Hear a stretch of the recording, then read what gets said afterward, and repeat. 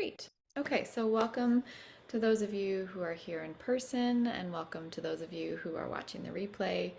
I'm so excited to share this class series with you about the heart. And so let's start with a tune in. Let's set the tone. So take a minute rubbing the palms together, generating some heat, some fire element. Inhale and exhale. Now pressing those palms together at the sternum, at the heart center. Take a minute. Just land here for a moment. Take a few conscious inhales and exhales before we tune in. Invite all of your energy to come back to your current self in this moment.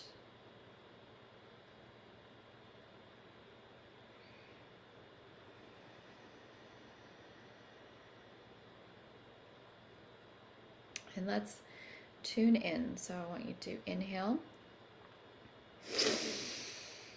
Om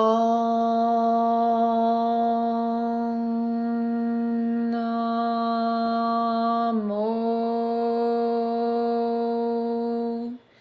Gurudev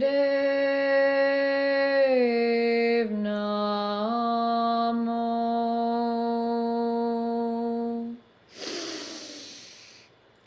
Om Namo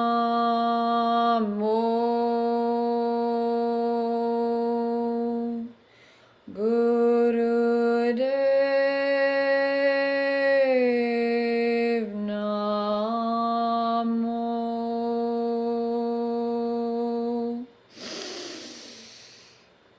Om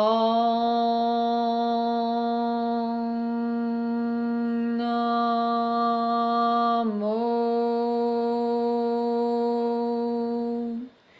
Gurudev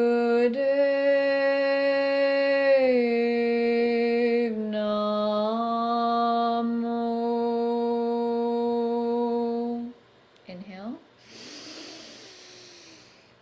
Hold the breath at the top, press the palms together, tip of the tongue to the roof of the mouth, eyes up and in.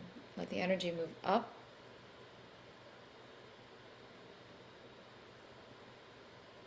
And exhale. Good. So when we use sound, sound is frequency. So when we use our sound and we project that sound from the heart center, we're doing a couple of things. One is we're consciously opening up the heart to vibrate more. And we're projecting out the sound that we're making. So today we're going to use mantra in our meditation, as we do often in Kundalini yoga, which is one of its secret ingredients, I guess. When we send the sound out through the heart center, when you imagine the sound actually vibrating, like a subwoofer, you know, and you see have you ever seen the subwoofer like whoa whoa whoa kind of thing? It's like that's what we want to kind of imagine, this whole cavity in the chest being able to do. That's your subwoofer, right? It's where the power of your frequency is emanating from. Now, you can actually use any of your chakras as your speaker, if you will, and there's teachings around that and the complexity of that and the wisdom in that. But suffice to say that when you drop into your heart center and you send your sound out, even your words, right, just everyday language, from your heart, you are going to be much more effective, and you're going to need fewer words, and you're going to also, the words that come from you will be more aligned with your higher frequency, as they say, right? And we can talk about what that means. But this idea that your most authentic, intuitive, wise self, let's say, will speak from the heart, right? So the heart is really, really crucial when it comes to stepping into leadership.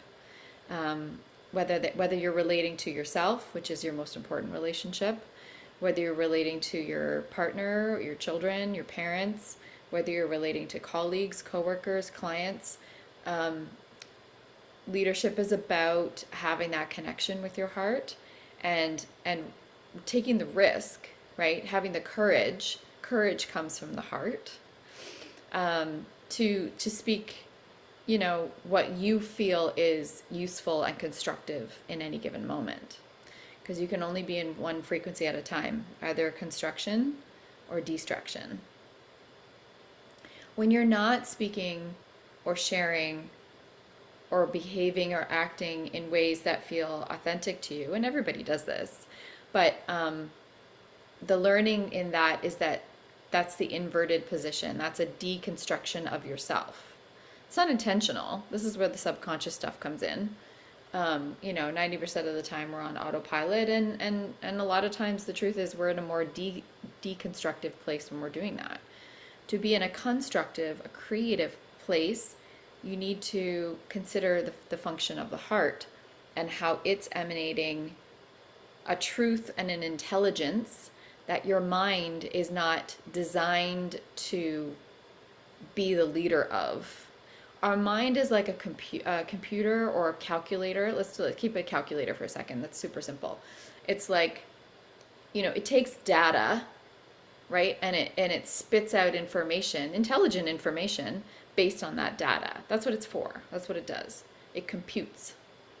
But the deeper, more cosmic intelligence that will direct what timeline you're on, basically, is heart based.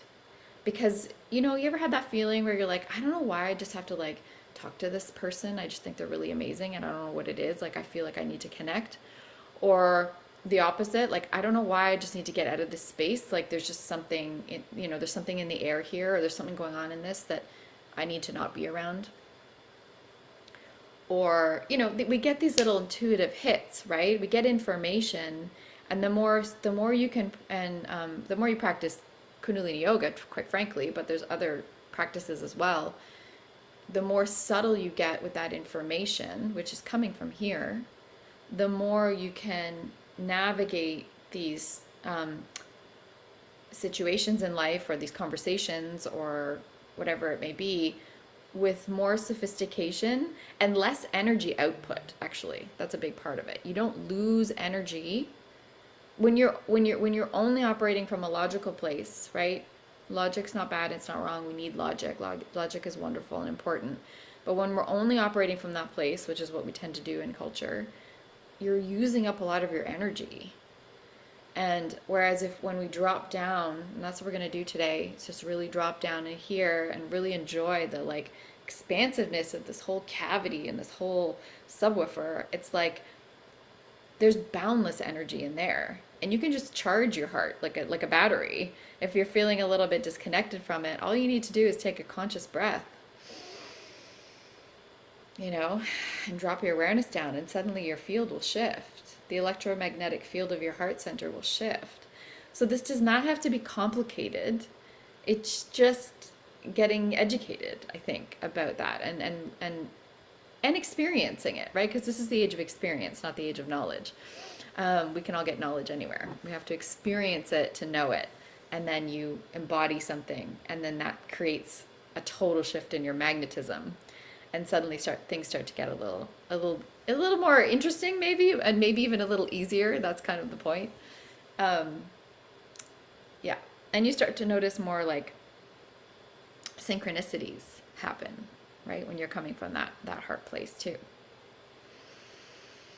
What else do I want to say about that? So the yogis say, which I think is so cool, that your heart has the power of 108 suns. That's how much they articulate the magic and the magnetism of the heart center. And the reason that word magnetism is really appropriate when it comes to talking about the heart is because it also is a magnet, literally. So you attract what you are vibrating, right? This is law of attraction in action. Why does that happen? Because your heart frequency is the driver of that. So the law of attraction and the law of giving and receiving work together, because the more your heart is open, the more you can give and receive from that place, the more there's a conversation with your environment and with the elements, literally, like the elementals that are making up reality, the building blocks of reality will start to turn and respond to you. And I have to tell you a little bit of a personal story to emanate this. So,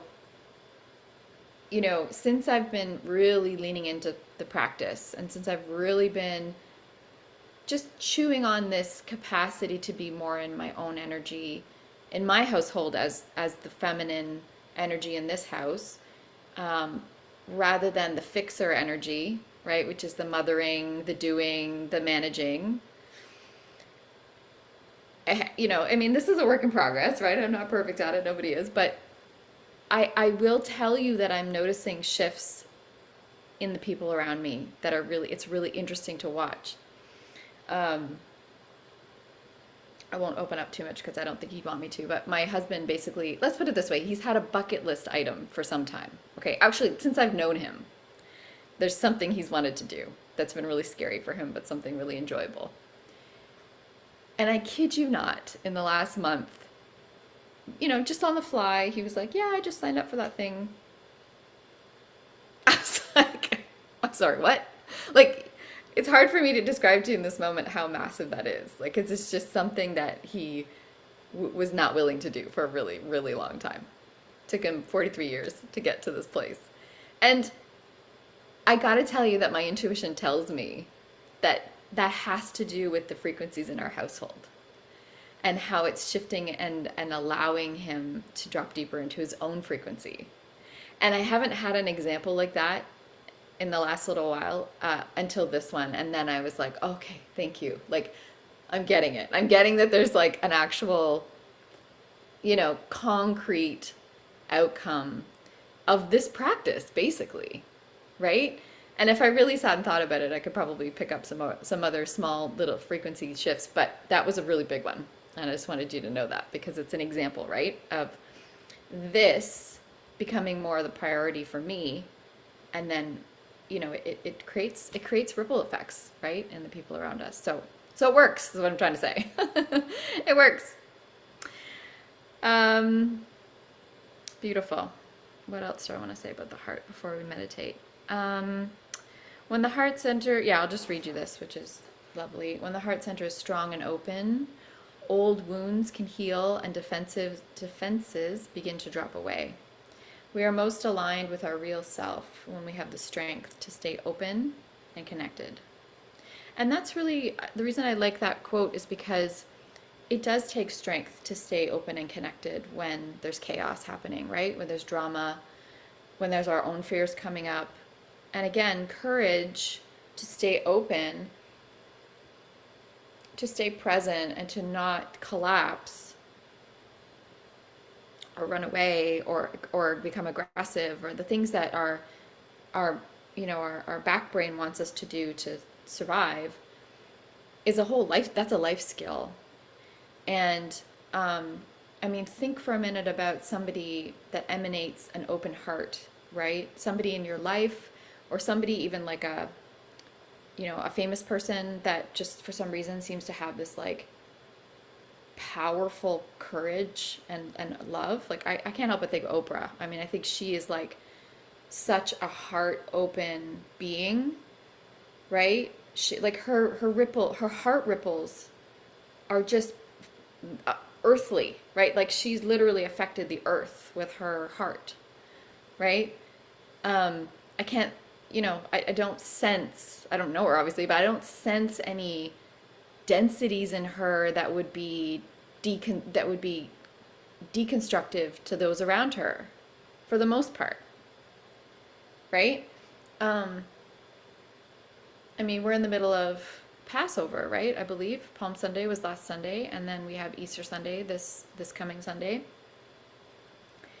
Who is the ultimate heart opener for planet Earth? Jesus Christ, right? His frequency from the heart center was so big, so powerful, that his main reason for being here, you could say, religion aside, all that, like just the Christ consciousness frequency, is a heart-centered frequency.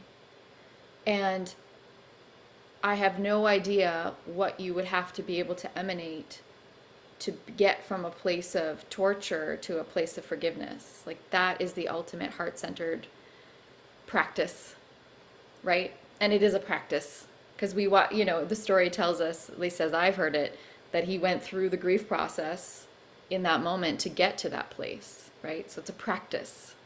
It's not like he just was like, sure, whatever. He was like, what the hell is going on here, right? Forgive them of their sins, right? Like, so yeah. And then, I've heard of other teachers have mentioned to me that there are spiritual leaders on this planet right now that are basically, their main reason for being here is to be a heart-centered frequency, so that the earth continues to move forward in a constructive, creative way, as opposed to a destructive, which we know those hooks are everywhere.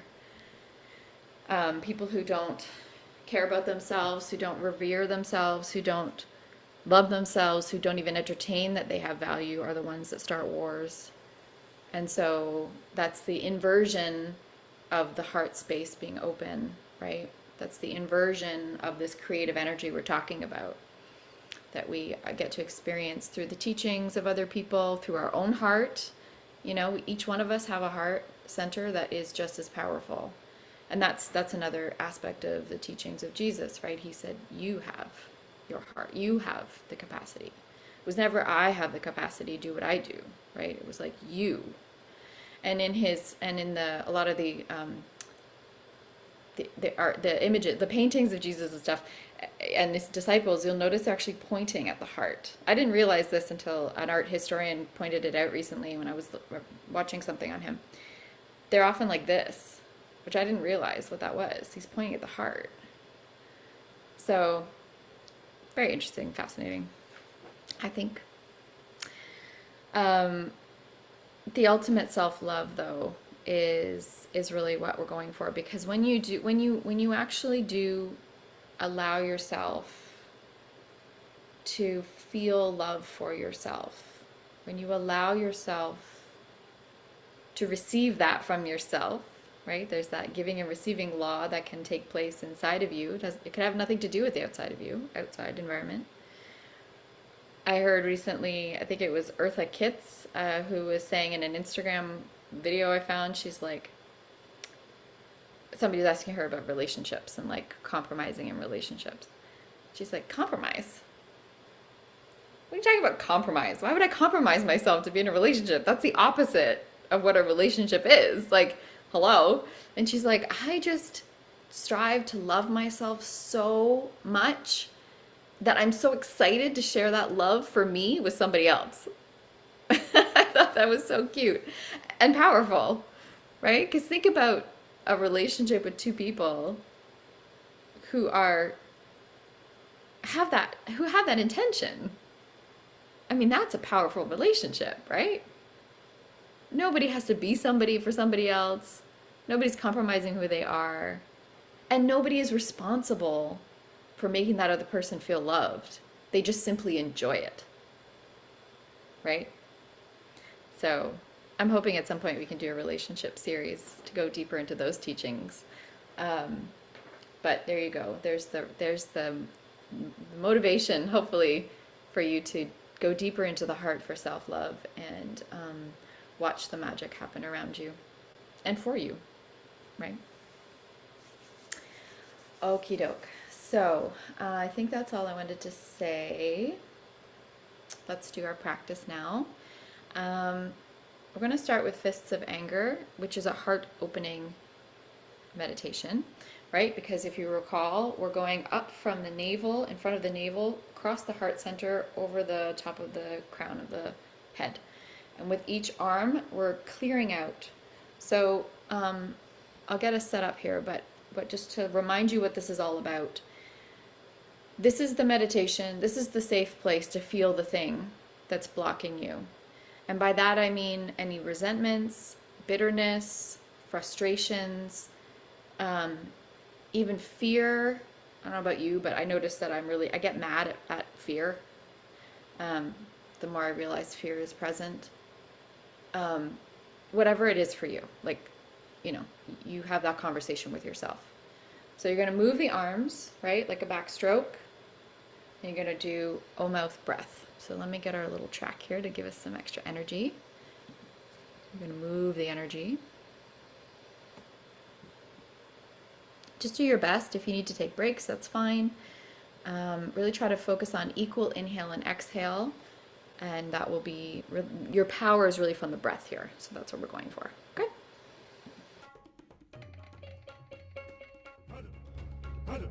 Okay? Okay. Perfect. Okay, ready? Here we go.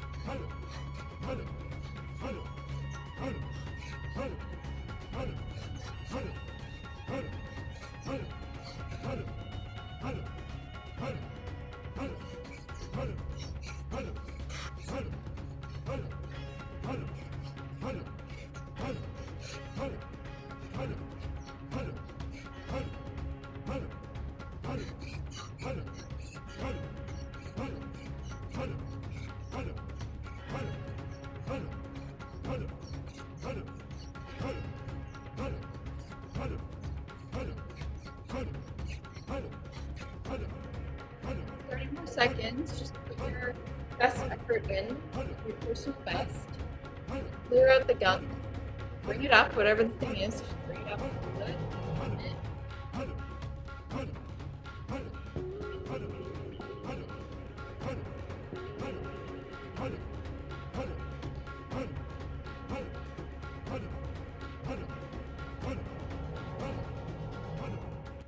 Beautiful. Okay, really sipping together.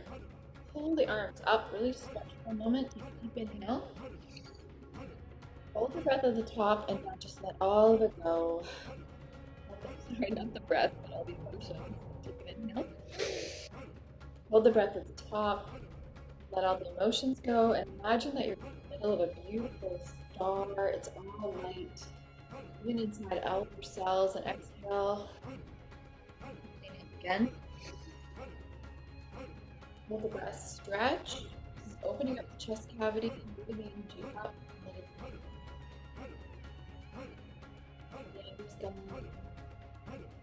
Powerfully exhale. Deeply inhale one time.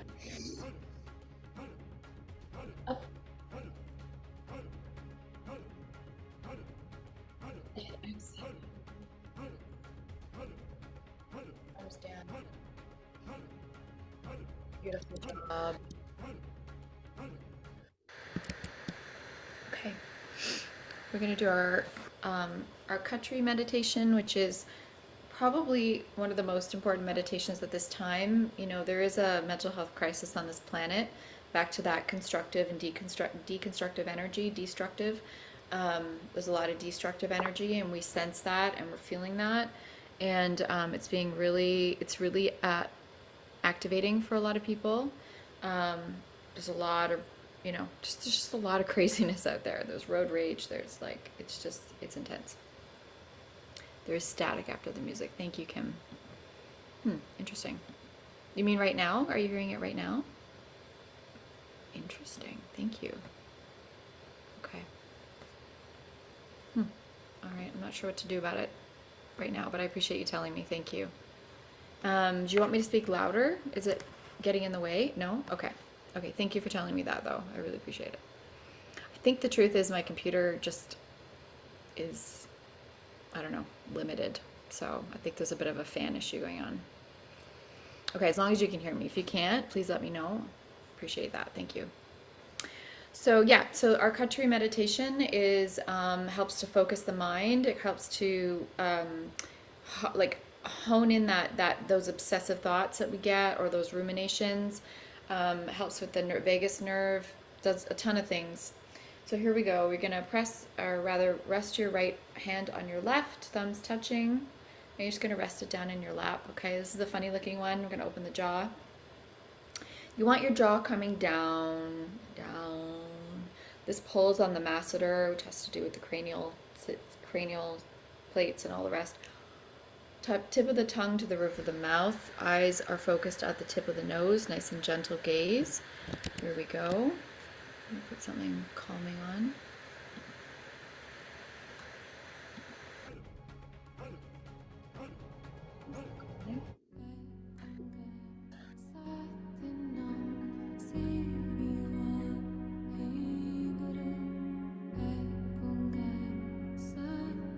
Gotta have a tall spine, slight chin lock.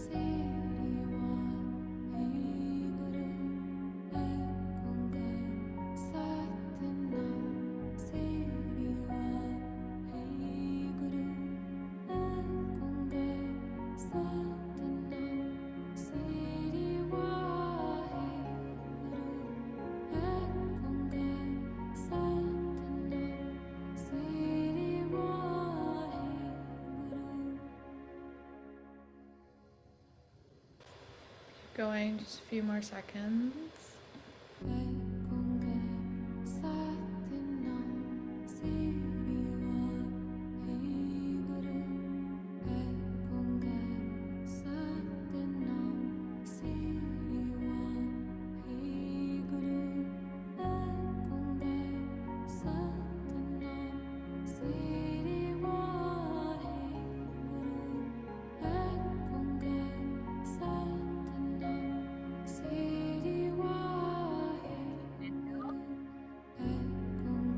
And exhale. Good job. Okay, let's do some cat cow or some spinal flex, whichever one you prefer. Coming from the heart center, this is also a heart opening meditation, right? We're going to be synchronizing Sat, Sat on the inhale in your mind, Nam on the exhale. When you match breath with sound, whether it be mental sound or sound out loud, you're getting a deeper cleansing happening and a deeper shift. So prana and mantra together, and then mudra is shape. So in this case, the spinal flex itself is the shape, right? Sometimes we actually use an actual hand mudra, which we're going to do in the next one. So when you combine shape, prana, and mantra, you get a really powerful technology. And then the fourth aspect of all of this is yoga. So when you actually do aerobic yoga, which we're not doing in this series, but if you choose to try any of that out, then you're really getting the fourth pillar of the four pillars of Kundalini yoga, which is strengthening for lots of important reasons. But in this series, we're focusing on the meditation aspect of it. Okay, so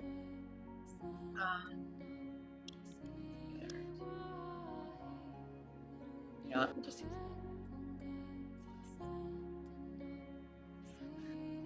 find your position. If you're sitting on a chair, you might want to sit on the edge of the chair so that you have room to actually do that movement. And so I want you to imagine it coming from the chest.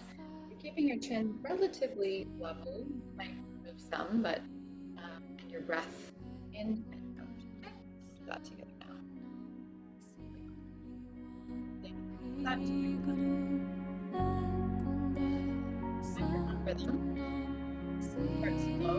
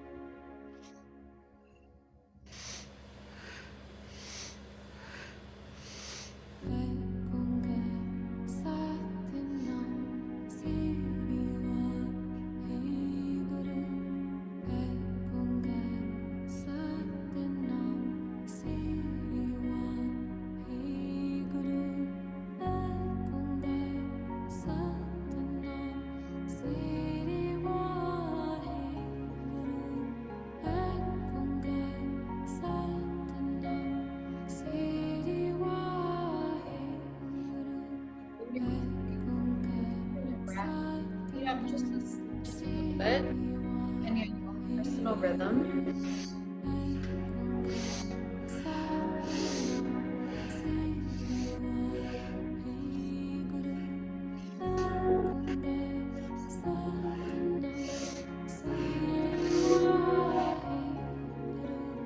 Now deeply inhale, sitting tall. Take a breath. And exhale. Stay in the condition for a moment. Bring your attention to your third eye. Notice what intention you would like to set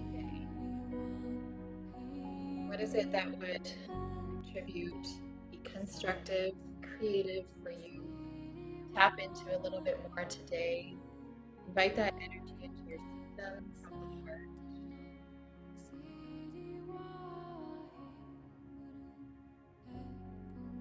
See if you can open up the heart a little bit to receive that energy, receive the blessings from that intention.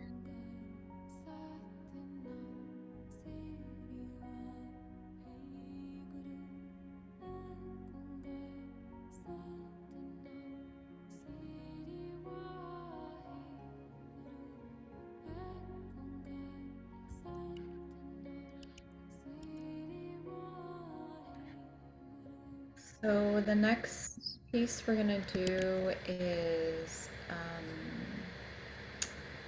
a heart opening. It's called the Open Lotus Heart Meditation. And it's a really beautiful one. It's one of my favorites. It's very powerful. I'm just going to read to you something about it.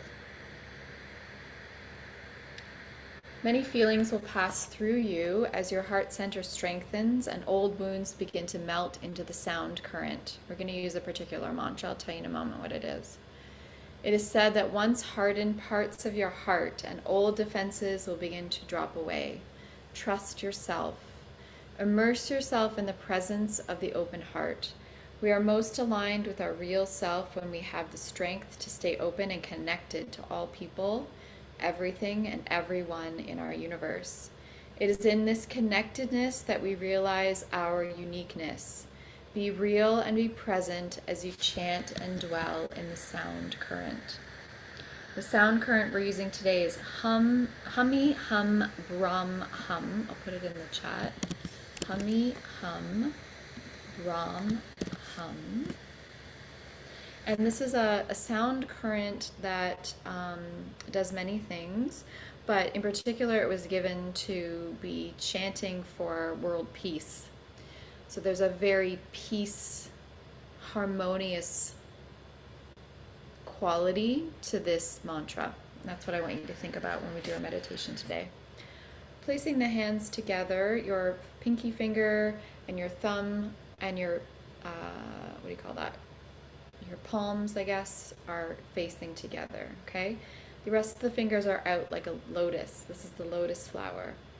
Sits at the heart center. Eyes are going to be not quite closed, almost closed, focused at the tip of the nose again. So we've got this yogic eye gaze that is gentle, right? You're kind of looking past it at the tip of your nose in truth. It's not like you're crossing your eyes, but your eyes will relax as you look through the tip of the nose. And we're going to be, let's get that up. Yeah, we're going to be chanting with this this mantra. So just do your best. If you don't, you know, if you haven't heard it before, I presume, but if you have, that's cool too. Just listen along and do your best. Make sounds. Just hear your sound. And here we go. Humee hum, rum hum, humee hum, rum hum, humee hum, rum hum, humee hum, rum hum, humee hum, rum hum, humee hum, rum hum, humee hum, rum hum, humee hum, rum hum, humee hum, rum hum, humee hum, rum hum. Humee hum,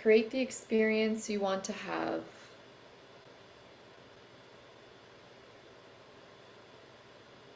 And exhale. Rest the arms down. Stay in the condition. And just notice yourself.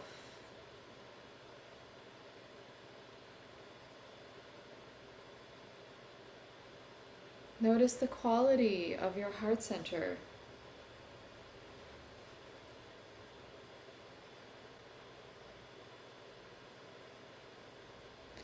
Notice the radiance from that place.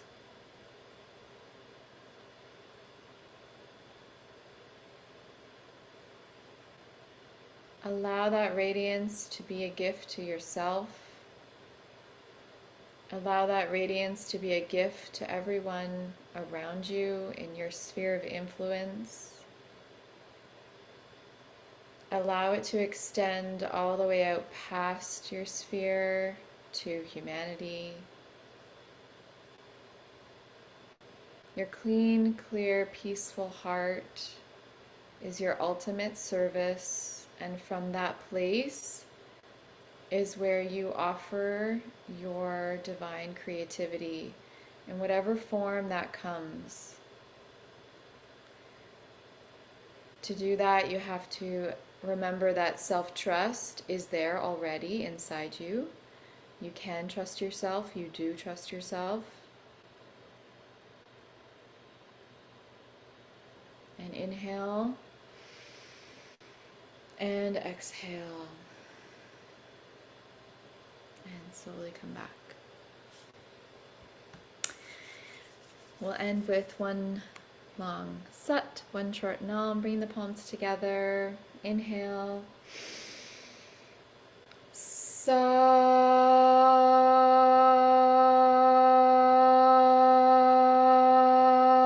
Nam.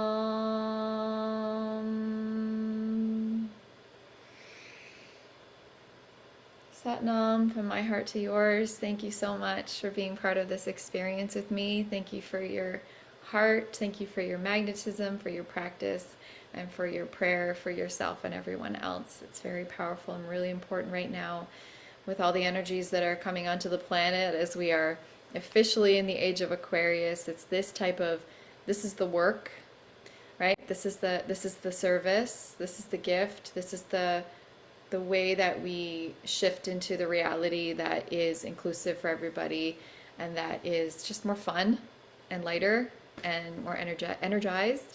So thank you so much for being a part of this with me. It's just means the world to me, and I just want you to have the most beautiful day. Thank you guys. Bye. See you soon. Bye.